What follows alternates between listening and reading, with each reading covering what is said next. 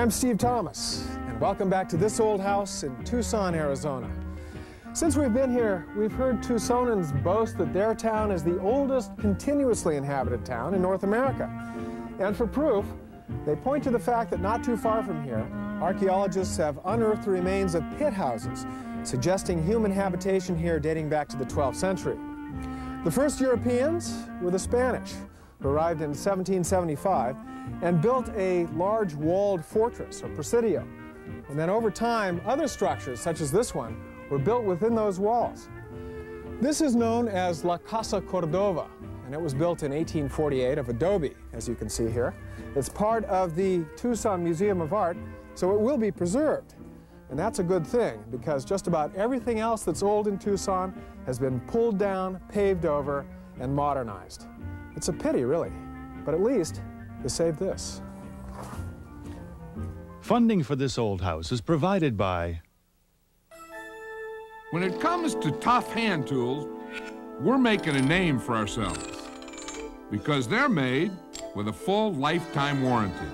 That's Ace, the name to know for hand tools. State Farm Insurance. Keeping our promise of protection to generation after generation. Like a good neighbor, State Farm is there. And by... Glidden Paints, celebrating 120 years of making the world a more colorful place. Glidden, a better way to paint.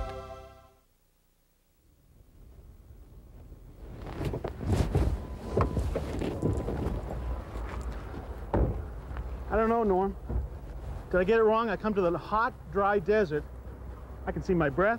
There's snow and ice on the truck. What's up? Richard, it's not that bad. The natives say it'll be warm by noon. Boy, I hope so, because I don't think I really brought the right clothes. You know, maybe today I should start by finding the heating guy, huh? I think that's a good idea. And it looks to me like there's a lot of progress, so I better find the homeowner. Hey, Jim.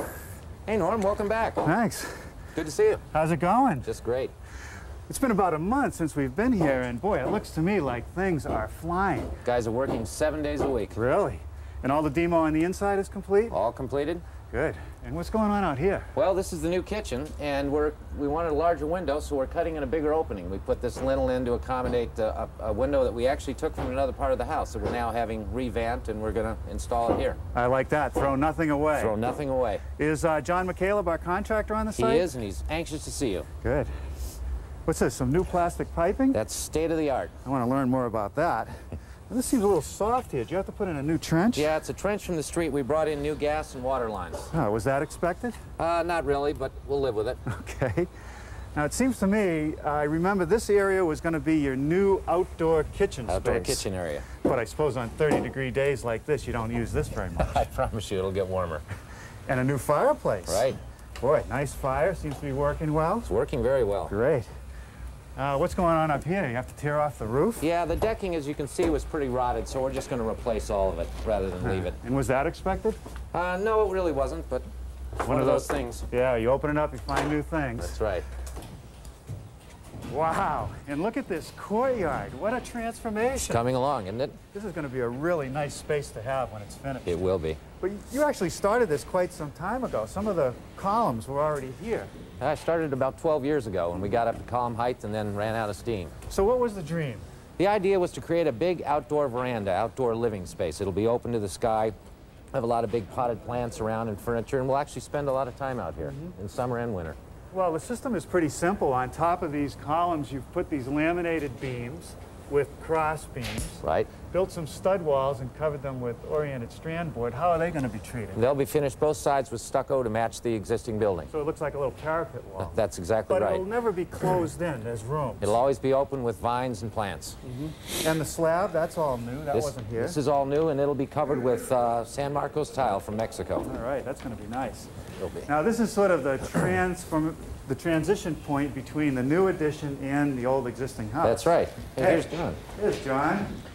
Hey, Norm, how are you? Good, how are you? Good, good to see you. Things look great here. Well, things are moving along quite rapidly. Yeah, now if I remember correctly, this was the area of the old house that we had that problem with the bees. How'd you get rid of those? Well, we didn't get rid of them, we just moved them. Really? How'd you do that? Well, we carefully took the tile off, then removed the roof sheeting, and we found 60 pounds of honey in the rafters. And so what's the process? How'd you get the bees out of there? Well, we had an entomologist come in and identify the queen and move the queen to a hive box that we put up on the roof.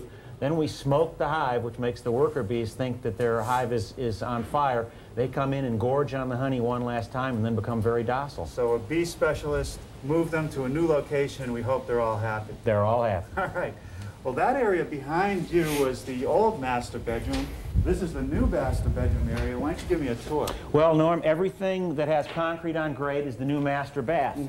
We're going to put a whirlpool tub underneath the windows here. We'll have a nice linen closet over here, a toilet and bidet in an enclosed room here, and a shower steam room over here with 2 vanities along this wall. Wow, this is quite the master bathroom. It's very comfortable. Now, being that this is a slab on grade, there's no crawl space, so you had to run all the pipes before you poured it. That's but, right. Aren't you missing something? Where are the water lines? The water lines are going to run overhead in the rafter space. Oh, wait a minute. It's 30 degrees today. Those could freeze. Never happen again.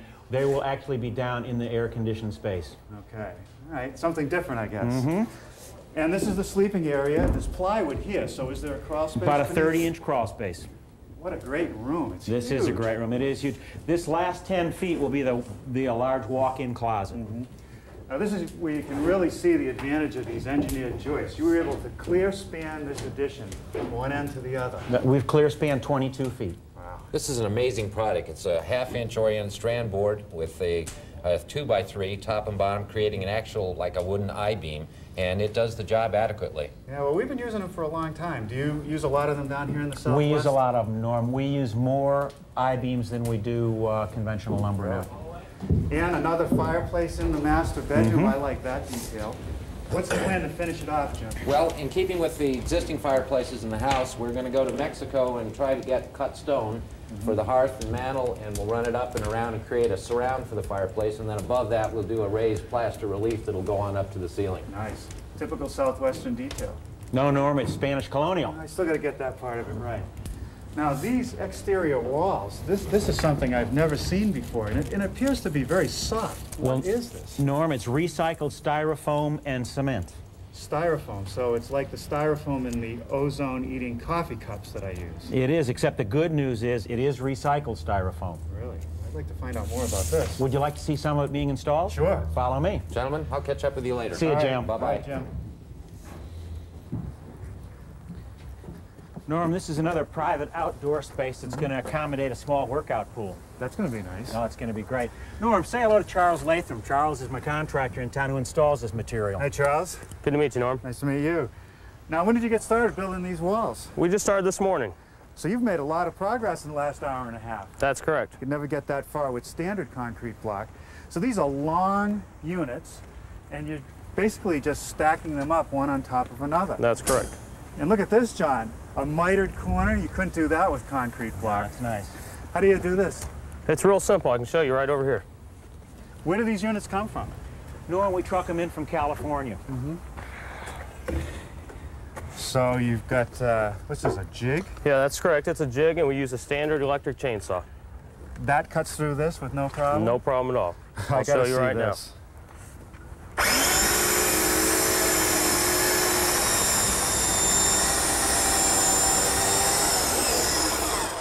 That is like that. unbelievable. I would have never imagined you could cut it with a chainsaw.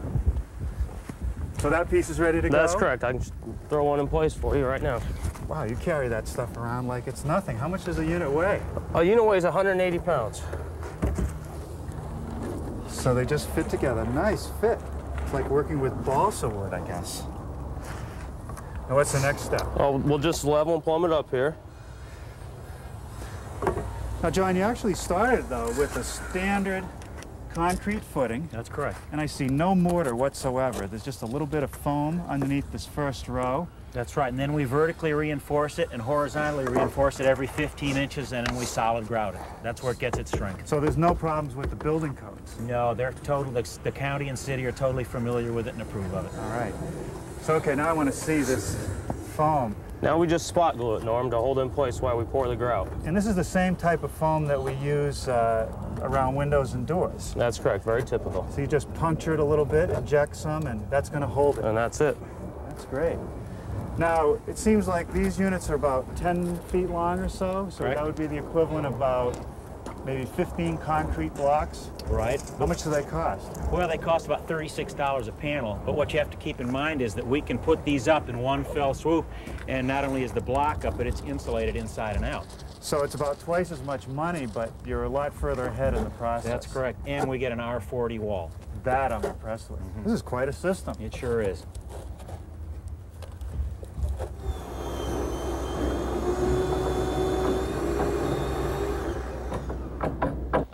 Get it all the way down to that block.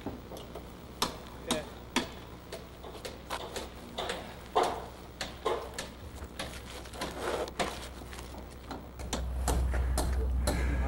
Yeah, grab the level ones. Well, John, it's been about an hour, and the rest of the sections have been set. All the rebar is installed, and now it's just a matter of Charles filling the cores with cement. That's right. It's an amazing system. Yeah, it sure is. Now, it seems ironic that while we're here learning about a state-of-the-art wall system, Steve is on the other side of town at a historic cathedral on the Indian reservation where he's trying to understand building techniques that were developed centuries ago. 300 years ago, Spanish Jesuit priests made their way north from Old Mexico. Their objective was to convert Native American Indians to Catholicism and thereby save their souls. To impress them with the greatness of the Christian God, they constructed magnificent churches like this one, San Javier del Bac. The mission itself was founded in 1692, and construction on this church was begun in the late 1700s. 2 centuries of constant use, an earthquake, and a couple ill-advised attempts at preservation have taken their toll. But now the church is enjoying a state-of-the-art restoration. Let's check in with architect Bob Vint.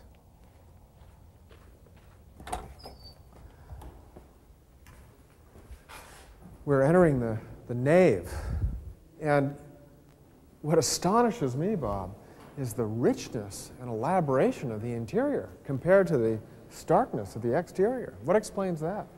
I think, Steve, that is exactly the intended effect. The idea here, the purpose of the mission is to explain Christianity to the Indians, to win converts. And so think of it as the 1783 equivalent of educational TV. All the paintings and all the statuary is here to instruct the Native Americans in the Christian religion. So as the Indians were here at Mass, the priests could point to things on the wall and explain the concepts of Christianity. What's happening here at the high altar? The retablo mayor is essentially a vision of heaven. And so the priest could explain to the Indians, well, if you become a Christian, when you die, you go to heaven. It looks like this. All the saints are up there. Things are beautiful. There's gold and colors. Beginning up at the top here, you have the vault, which symbolizes the sky and heaven. The statue at the top is a figure of God the Father. You can see his right hand is raised in blessing. Immediately below him, in the first niche, is the Virgin Mary in her personification as the Immaculate Conception. And then below that, the lower niche is ordinarily occupied by St. Francis Xavier, who is a Jesuit missionary to whom this Franciscan church is dedicated. And he's out of his niche right now because of his saint's day. He was paraded around the plaza. Now, what are your special concerns as a restoration architect? Well, actually, to really explain that, we need to understand the way the walls are built. The walls of the church are approximately 3 feet thick. On the outside is a layer of plaster. Then there's a layer of brick. The core of the wall is actually rubble stone laid in lime mortar. And there's another layer of brick and another layer of plaster on which this paint is applied. And this is the original paint? Precisely. The interior restoration effort is taking every effort to preserve the original paint. But the job of those of us working on the exterior is to keep moisture out. And prevent it from migrating through the walls. So let's go outside and see what the root of your problem is.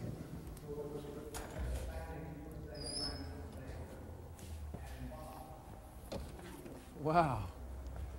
It is a humbling experience to enter a church through a doorway like this. It really is. Are the carvings we see native sandstone? Actually, no. What you're seeing there, Steve, is a lime plaster over molded brick. And all the ornament and statuary on the front facade is built up that way. Seems to have held up pretty well. In the areas where it's been left alone, it's surviving pretty well. However, where modern-day repairs have been made using cement plaster, we're experiencing a problem of incompatibility of materials. And this is one example where a hard cement plaster has been put over the foundation, which causes moisture to rise up higher in the wall. And I can show you actually a more extreme example of this problem around the corner. Who actually founded the mission? It was founded by a Jesuit explorer priest named Eusebio Francisco Kino, an Italian guy who was working for the Spanish crown. And he was the first European who traveled through this part of the world in the early 1690s. But around this corner, I can show you an example of the kind of problem we're experiencing. The base of this wall was repaired in the early 20th century with a stone and cement mortar repair. Sounds hollow. Right. What's happened is water trapped in there has been dissolving the mortar. The water cannot breathe out through this plaster, therefore it wicks up higher in the wall. And then when it does escape, it's full of salts. The water evaporates, the salts recrystallize in the pores of the brick, and the brick is turned to powder, as you see there. It's a process known as nitrification or saltpetering, actually. So I guess the problem for the paintings inside is that that same salt can destroy them. Precisely. If the moisture is not allowed to breathe to the exterior, as happens when you have a cement plaster, the water can travel to the inside and damage the paintings. So it sounds like the old recipe for plaster was actually better. Yeah, indeed it was, and we're going back to it. Yeah, that one looks like it's good. How about that one? Yeah, that one. Steve, I'd like for you to meet Sonny Morales, our chief mason here. Very pleased to meet you. And his assistant, Tony Lopez. Hello, Tony. And Sonny's family has been working on this church for 3 generations, and he's really basically knows the place better than anybody else. So what are you cooking up here? Lunch? No, I don't think you want to eat that. Cactus leaves. Yeah, that's cactus. And we boil that cactus to take the juice out of it. We use that into our mortar. So that replaces cement. Cement? Your standard mix is 1-1-4 for plaster, mortar, anything to do with plastering, and which is 1 part lime, 1 part cement, and 4 parts sand. With this, we use the same thing: 1 part lime, 1 part juice, and the 4 sand, and it makes a regular mortar, regular plaster. So you boil it for a while, and then what do you do to it? And then we take it from here over to the bucket there, and then he squeezes the juice out of it. What is this? Just a mop squeezer? That's all it is. Wow, just a mop squeezer. That is wild. See, it takes all that juice out of it. Now, what about this stuff enables it to replace cement? Steve, is essentially an organic binder or a mucilage that helps the plaster stick on the wall and helps it cure. And we find that a lime and sand plaster with this organic additive breathes, whereas a normal cement, a Portland cement plaster will not breathe. Well, let's see it go on the church. Sure, no problem. These are the ingredients, Steve. Got some nice red sand. Yeah, that's the stuff we use for our mortar. What's this? It This looks is like lime.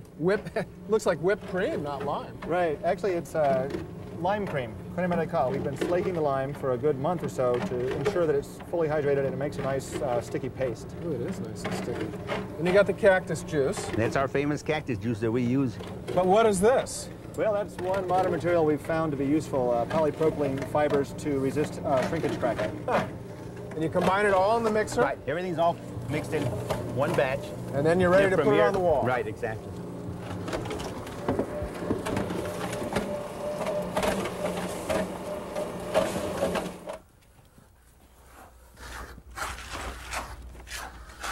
So we're above the nave of the church, right? Right. And we're redoing one of the domes of the 3 domes above the nave. And Danny, my son, and Greg Gomez doing some of the plastering.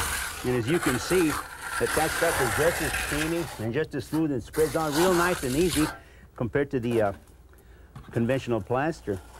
With the added advantage that it breathes and it doesn't crack. Well, I'm amazed. I will never pass a cactus again without thinking of this scene. There you go. thank you, and may there be many more generations of Morales plasterers. Thank you.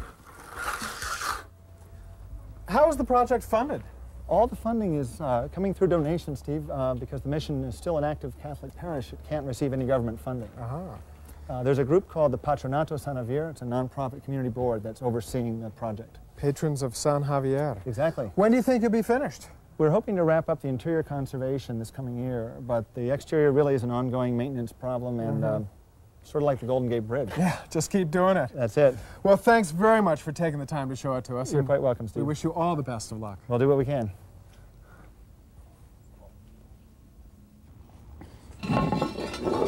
Richard, have I got a church for you. A church? Oh, yeah, it's a beauty. I'll take you out there sometime. Great. You've got your nose in the pit for the water meter. I'm always hanging around the water story. Well, what is the water story here in Tucson? Well, here in the desert, Steve, they've always gotten their water out of wells. It used to be there would be wells in each neighborhood.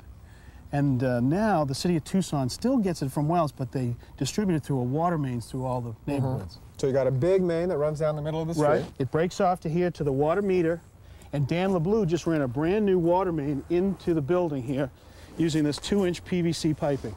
What's the quality of the water that comes out of those wells? Well, in general, I'm told it's good, but it's very, very hard. So that would mean that it has a lot of minerals in it. It's hard to make soap lather and That's so right. on. What kind of a pipe was in the ground before here? Well, this was an old galvanized steel pipe. There's a sample of it here. This was the water main that was taken out of the building. Wow, what is all that crud inside there? Well, that's really rust. Remember, galvanized steel is just that. It's steel that had a coating inside. So for the last 50 years, it's been an ongoing battle to try and stay ahead of this rust and pinhole leaks that you'll get with galvanized steel. Why use the galvanized steel in the first place? Well, that was available in the 30s. That was the product of choice. How does copper hold up? Copper holds up well in general, unless the well is really aggressive.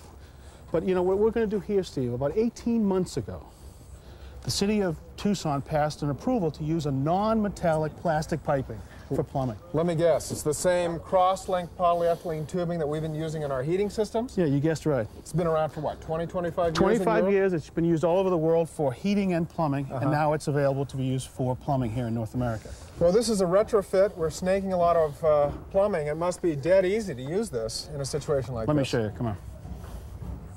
You know, this is actually a pretty complicated system. You've got 3.5 bathrooms, a kitchen, the fountain, the pool, all spread out around the house. For example, right here, there's a half bathroom and a laundry back to back. You can see they've roughed in their waste and their hot and cold PEX tubing for the laundry faucets. Over here is 2 sinks with hot and cold and a recirculating line to provide instant hot water to the hot water fixtures. Well, I see what you mean, Richard. It is a complicated system. Now, imagine what the plumber has to do to run these pipes. Lift that panel right there.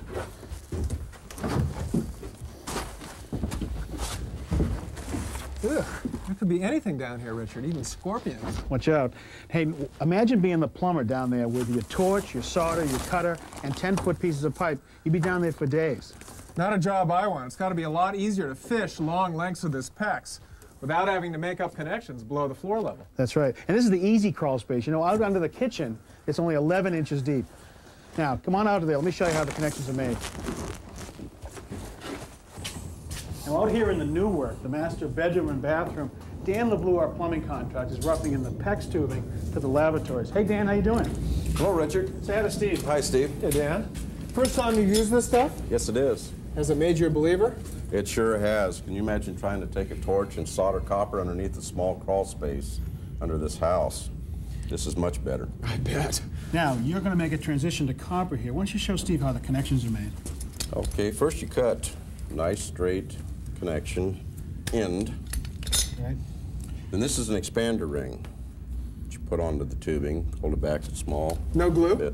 Nope, it's all done with this expander tool. Wow. Place it inside the PEX tubing, make 4. That sort of creates a flange in the end of the tubing? Yes, it does. It stretches it so that you have the memory. Then you just place it over top. That's it. Now, how long will that take to seal up? It'll take about 30 seconds, and you can put 200 pounds pressure in it within 30 minutes. So I still don't get what's holding it on there. What happens is both the tubing and the sleeve have a memory to go back to its original state. Now this is going to be under pressure, constant pressure inside the walls for many years. Are you sure this stuff has been tested? PEX tubing like that has been under continuous test in a laboratory under high temperature and pressure for over 23 years. It won't leak. Wow. Now, what would your great-grandfather, the master plumber, say about this system? Well, I think he'd roll over in his grave, and then I think if he tried it, he actually might like it. Thanks, Dan. Thank you. Hey, Dan. Hey, that is a great system. I'm going to use that one in my next project. Hey, Norm, wait till you see this high-tech piping system we use on this job. Good stuff? Yeah, it's great. Well, I think all the technology we're using is pretty good. Where do you see the wall system? Well, I'm impressed with the contractors. Quality work, and they are flying. They sure are. So until next time, I'm Norm Abram. I'm Rich Trathui. And I'm Steve Thomas for This Old House. Now, can I interest you boys in a prickly pear cactus juice cocktail? I don't think so. You gotta try it. I'll tell the recipe. Funding for This Old House is provided by... When it comes to tough hand tools, we're making a name for ourselves because they're made with a full lifetime warranty. That's ACE, the name to know for hand tools. State Farm Insurance. Keeping our promise of protection to generation after generation. Like a good neighbor, State Farm is there. And by Glidden Paints, celebrating 120 years of making the world a more colorful place. Glidden, a better way to paint.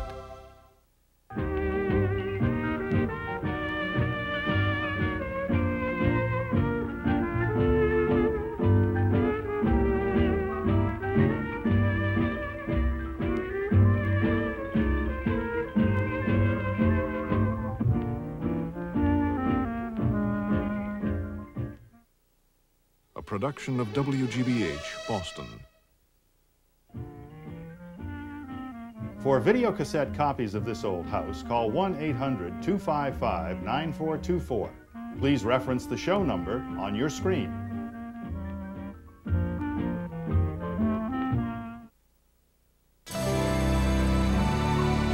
This is PBS.